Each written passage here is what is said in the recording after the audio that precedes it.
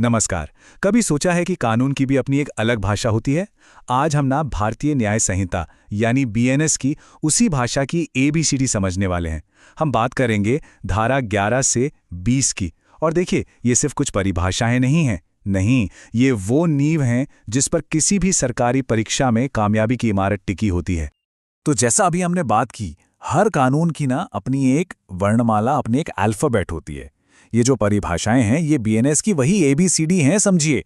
अगर इन अक्षरों को ही नहीं पहचाना, तो सोचिए कानून की पूरी किताब को पढ़ना और समझना कितना कितना मुश्किल हो जाएगा, है ना? तो सवाल ये उठता है कि भारतीय न्याय संहिता की ये बिल्डिंग ब्लॉक्स, ये बुनियादी ईंटें आखिर हैं क्या? तो चलिए, आज हम इन्हीं कानूनी अक्षरों को एक-एक करके तोड़ते हैं और समझते हैं, ताकि कानून की ये भाषा सबके लिए बिल्कुल पानी की तरह साफ हो जाए। ठीक है, तो आज की हमारी चर्चा को हमने 5 आसान हिस्सों में बांटा है। सबसे पहले हम देखेंगे न्याय की वर्णमाला, फिर समझेंगे क्षति और बल की परिभाषा क्या है। इसके बाद हम कार्य और अवैध चूक के बीच का फर्क जानेंगे। फिर बात होगी इरादे और जिम्मेदारी की, और आखिर में हम ये समझेंगे कि भाई ये सब जानना इतना जरूरी क्यों है। तो चलिए शुरू करते हैं अपने पहले हिस्से से, न्याय की वर्णमाला।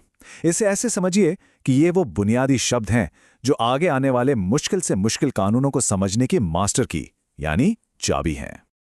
देखिए, हर काम का कोई ना कोई नतीजा तो होता ही है ना? तो चलिए सबसे पहले इसी को समझते हैं कि बीएनएस की नज़र में क्षति, बल और हाँ, यहां तक कि मृत्यु का असल में मतलब क्या है। कानून किसी भी एक्शन के परिणाम को, उसके नतीजों को कैसे देखता है, उसे कैसे तौलता है, ये जानना बेहद जरूरी है। अब बीएनएस की धारा 12 को देखिए। ये एक बहुत ही दिलचस्प बात बताती है।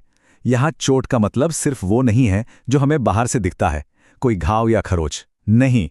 अगर किसी को मानसिक पीड़ा दी गई है, उसे बीमार कर दिया गया है, या उसके शरीर का कोई अंग ठीक से काम करना बंद कर दे, तो कानून की नज़र में वो भी चोट ही है। मतलब इसका दायरा बहुत बहुत बड़ा है। और पता है, यहीं पर बीएनएस एक बहुत जरूरी कदम आगे बढ़ाता है। जो पुराना कानून था आईपीसी, उसमें ज्यादातर ध्यान फिजिकल हार्म मतलब शारीरिक चोट पर था, लेकिन बीएनएस ये साफ साफ कहता है कि मानसिक चोट भी एक अपराध है। और ये सच में एक बहुत बड़ा बदलाव है, जो खासकर महिलाओं और कमजोर वर्गों की सुरक्षा को और भी मजबूत करता है। अच्छा, अब आते हैं धारा 18 पर। यह बात करती है बल यानी फोर्स की। अब सोचिए, बल का मतलब सिर्फ हाथ से मारना या मुक्का मारना ही नहीं है। अगर कोई, मान लीजिए, किसी पर अपना कुत्ता छोड़ दे या किसी की तरफ कोई चीज जैसे पत्थर फेंकें, तो वो भी बल का इस्तेमाल ही माना जाएगा, डायरेक्ट हो या इनडायरेक्ट। और जाहिर है, जब बल का इस्तेमाल होता है तो अक्सर क्षति पहुंचती है, जिसे धारा 19 में समझाया गया है। कानून 3 तरह की क्षति को मानता है, एक शरीर को, दूसरा मन को और तीसरा संपत्ति को। और इन्हीं के आधार पर यह तय होता है कि भाई अपराध कितना गंभीर है, कितना सीरियस है। तो ठीक है, हमने नतीजों को तो समझ लिया। अब ये समझते हैं कि वो कौन से कार्य हैं, कौन से एक्ट्स हैं जिनसे ये नतीजे निकलते हैं। मतलब कानून की नज़र में क्या करना एक अपराध है। और इससे भी ज्यादा दिलचस्प बात यह है कि कब कुछ ना करना भी एक अपराध बन जाता है। यहां पर ना एक बहुत जरूरी फर्क समझना होगा, अवैध कार्य और अपराध के बीच। चलिए इसे एक आसान से उदाहरण से समझते हैं। अपराध जो धारा 14 में है, वो एक पूरी डिश है, एक पूरी रेसिपी है, जैसे कि चोरी। इसकी सजा बीएनएस में लिखी हुई है। वहीं अवैध कार्य जो धारा 15 में है, वो उस रेसिपी का एक मसाला है, जैसे किसी के घर का ताला तोड़ना। अब देखिए, ताला तोड़ना अपने आप में एक अवैध काम तो है, लेकिन जब ये चोरी करने के लिए किया जाता है, तो ये चोरी वाले बड़े अपराध का हिस्सा बन जाता है। अब आती है धारा 16, जो एक थोड़ी चौंकाने वाली बात बताती है। वो ये कि कभी-कभी कुछ न करना भी एक जुर्म है। जी हां, इसे कहते हैं अवैध चूक या इल्लीगल ओमिशन।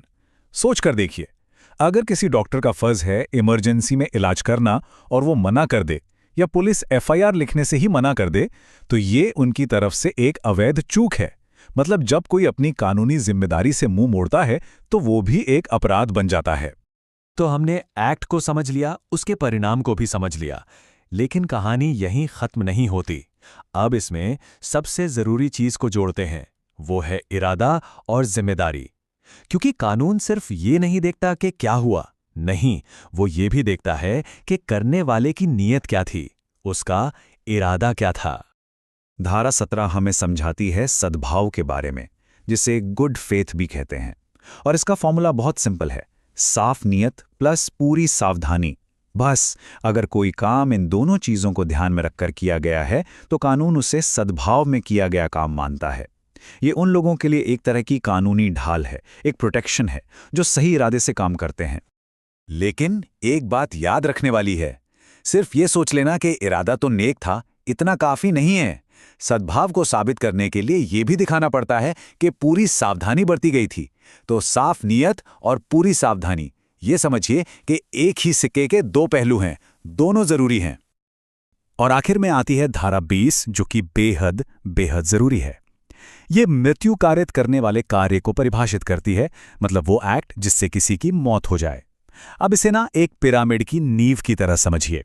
ये वो बेस है जिस पर गैर इरादतन हत्या और हत्या जैसे बड़े और गंभीर अपराधों की पूरी इमारत खड़ी होती है। ये मानववध से जुड़े हर कानून का आप कह सकते हैं स्टार्टिंग पॉइंट है। तो जब हम इन सभी परिभाषाओं को एक साथ जोड़कर देखते हैं तो हमें क्या मिलता है? हमें मिलती है न्याय की पूरी ABCD, पूरी वर्णमाला। ये सिर्फ अलग अलग बिखरे हुए शब्द नहीं है, नहीं, बल्कि ये एक पूरा सिस्टम है, एक ऐसी प्रणाली है जहां हर एक परिभाषा, हर एक टुकड़ा दूसरे से जुड़ा हुआ है ना कमाल की बात? तो आज की इस चर्चा से हमें क्या समझ आया? हमने देखा कि BNS ने मानसिक चोट जैसी चीज को शामिल करके कानून को और आधुनिक और रेलेवेंट बनाया है। हमने ये भी समझा कि कभी-कभी कुछ न करना भी एक अपराध हो सकता है, और सही नियत और पूरी सावधानी एक कानूनी कवच का काम भी कर सकती है। और ये सारी परिभाषाएं जब मिलती हैं तो हमें हत्या जैसे बड़े अपराधों को समझने की एक ठोस बुनियाद मिलती है। तो आखिर में एक बड़ा सवाल हमारे सामने खड़ा होता है, ये जो नई और ज्यादा साफ परिभाषाएं हैं, ये आने वाले समय में भारत की न्याय व्यवस्था को, हमारे जस्टिस सिस्टम को कैसे बदलेंगी? ये एक ऐसा सवाल है जिसका जवाब हमें आने वाले कल में ही मिलेगा। हमारे साथ जुड़ने के लिए धन्यवाद।